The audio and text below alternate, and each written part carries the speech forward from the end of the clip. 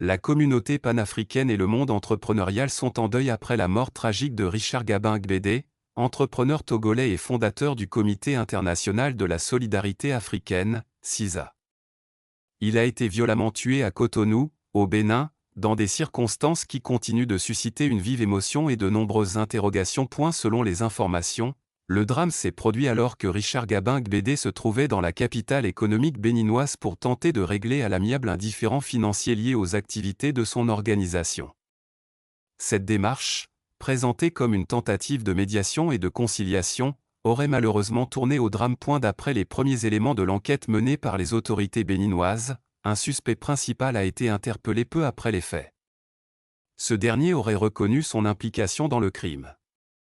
Les investigations indiquent que l'assassinat serait lié à un détournement présumé de 5 millions de francs CFA, impliquant un représentant béninois du CISA.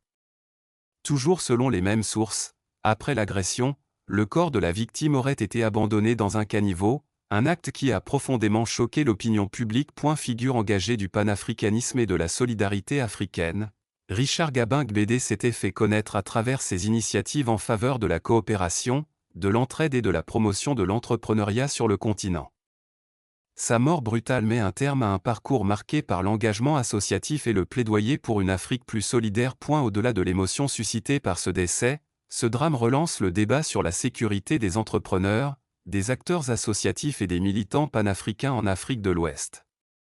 Plusieurs voix s'élèvent déjà pour appeler à un renforcement des mécanismes de protection, mais aussi à une meilleure gouvernance et à plus de transparence dans la gestion des organisations, afin de prévenir les conflits susceptibles de dégénérer. En attendant les conclusions définitives de l'enquête. Togo Actualité.